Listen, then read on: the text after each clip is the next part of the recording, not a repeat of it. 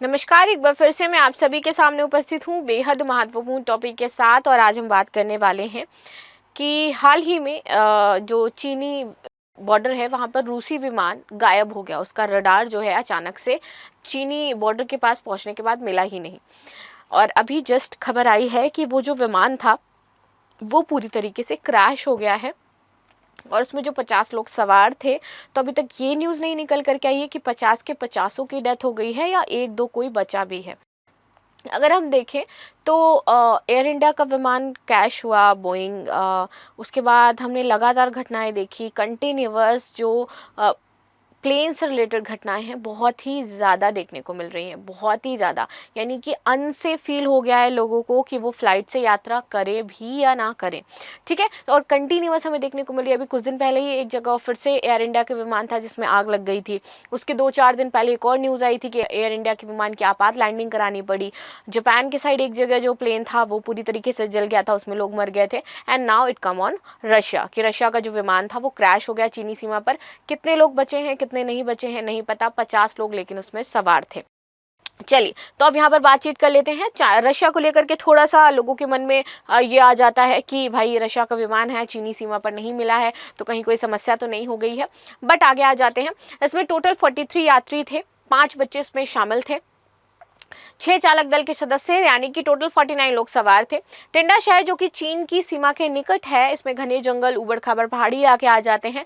ठंडे मौसम के लिए बेसिकली ये जाना जाता है, चाइना का ये जो शहर हो जाता है, जिसके कारण खोज और बचाव कार्य यहाँ का बहुत ही ज़्यादा एक तरीके से चैलेंजिंग पॉइंट है। यहाँ पर खोज करना और बचाव करना अगर क्रैश हो तो, जैसे मैं बताया कि क्रैश हो चुका है ये, तो अब लोगों को ढूंढना, उनको बचाना बहुत ही बड़ा टास्क होगा रशिया के लिए एंड ऑफ कोर्स चाइना के लिए भी। विमान की उड़ान की बात करें तो AN-24 विमान है। ये एक सोवियत निर्मित टर्बोप्रॉप विमान है जो क्षेत्रीय उड़ानों के लिए उपयोग किया जाता है। स्पष्ट कि ये विमान ब्लागोविश्चेस से सुबह उड़ान भर करके टिंडा एयरपोर्ट पर दूसरी लैंडिंग कोशिश के दौरान रडार से गायब हो गया। अंतिम बार इस विमान को टिंडा से कुछ किलोमीटर दूर रडार पर देखा गया था। उसके बाद से नहीं मिलता ये विमान। कैसे मिलता? क्योंकि वहां पर जाकर के क्रैश हो गया। जैसे मैंने बताया कि जो टिंडा का इलाका है ये पहाड़ी इलाका है, घने जंगल है, तो वहीं पर विमान ये जाकर के क्रैश हुआ है। संपर्क टूट जाता है। यह घटना उस समय हुई जब विमान अपने गंतव्य के बेहद करीब पहुंच चुका था, जस्ट लैंड करने ही वाला था। क्षेत्र की स्थिति अमूर क्षेत्र का मौसम बहुत ही ज़्यादा ठंडा है, अस्थिर है। यहाँ अचानक मौसमी परिवर्तन होते हैं, घने जंगल हैं, पहाड़ी इलाकों में खोज अभियान और भी ज़्यादा जटिल हो जाते हैं। खोज और बचाव अभियान की बात करें तो तत्काल यहाँ पर जो रूसी आपातकाल मंत्रालय है उसने खोज अभियान तो शुरू कर दिया है, सर्च अभियान चला गया है, स्थायी जो बचाव दल है उसको भेज दिया गया है ताकि लोगों को यहाँ पर बचाया जा सके। टेलीग्राम पर पुष्टि की गई है कि सभी उपलब्ध संसाधनों की तलाश में यहाँ पर लगा दिया गया है। खराब मौसम और जटिल भूभाग के कारण जो इनका बचाव अभियान जो इन्होंने चलाया है उसमें बाधाएं लेकिन उत्पन्न हो रही हैं। कुछ समाचार स्रोतों ने क्रैश की आशंका जताई है लेकिन आधिकारिक तौर पर इसकी पुष्टि नहीं हुई थी। लेकिन फाइनली जब ये मैंने कंटेंट बनाया था तब इसकी पुष्टि नहीं हुई थी।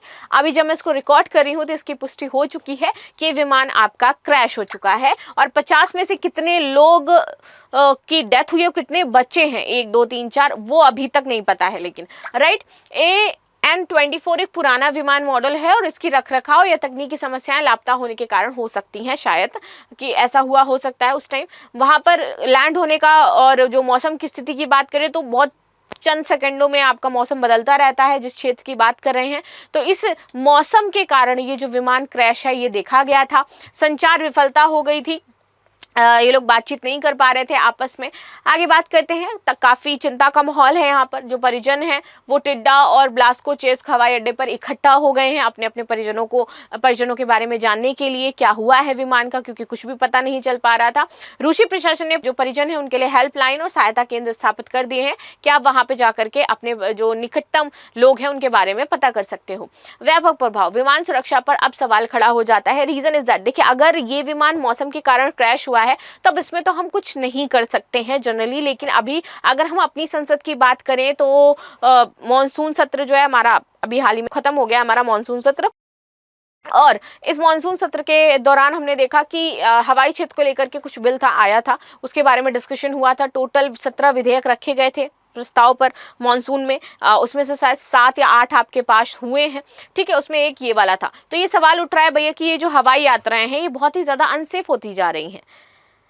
इसके लिए कौन जिम्मेदार है, कौन इसका जो जिम्मेदारी है और जो दायित्व है वो लेगा? क्योंकि कंपनियां कह देती हैं कि मेरा विमान तो ठीक है, तकनीकी तौर पर कोई समस्या नहीं है, जो इसका मेंटेनेंस है वो समय पर किया जा रहा है, बट फिर भी समस्याएं हैं। अंतर्राष्ट्रीय चिंता, चूंकि ये घटना चीन की सीमा के पास हुई है, इसलिए इसको लोग अलग दृष्टिकोण से देख रहे हैं। राजनीतिक ध्यान आकर्षित किया जा रहा है कि कहीं चाइना के द्वारा ऐसा कुछ तो नहीं करवाया गया है। रूस और चीन के बीच हाल में संयुक्त नौसैनिक अभ्यास आपका ओशन 24 भी हुआ था। इस संदर्भ में इस क्षेत्र में सैन्य गतिविधियां पहले से ही चर्चा में हैं, लेकिन विमान के लापता होने से इसका कोई सीधा संबंध नहीं हो जाता है। बात करते खोज अभियान जारी है। विमान का कोई ठोस सुराग तब तक नहीं मिला था, लेकिन अब मिल चुका है कि वो क्रैश हो गया है। लेकिन लोगों को अभी भी ढूंढा जा रहा है, क्योंकि लोग नहीं मिल पा रहे हैं, बच्चे नहीं मिल पा रहे हैं, परिजनों से संपर्क नहीं हो पा रहा है, बच्चे खुचे कौन लोग हैं उनके बारे में भी नहीं पता चल पा रहा है। तो ये थी न्यूज जो हमने डिस्कस करी रशिया के विमान को लेकर के। बाकी आप सभी का क्या कहना है कि ये जो इतने ज्यादा प्लान क्रैश हो रहे हैं, ये जो क्रैशेज हमें देखने को मिल रहे हैं, what is the reason behind this and how we can cure that, right? तो मिलते हैं नेक्स्ट क्लास में, तब तक के लिए धन्यवाद। लाइक एंड सब्सक्राइब करना बिल्कुल भी ना भूलें and thank you so much.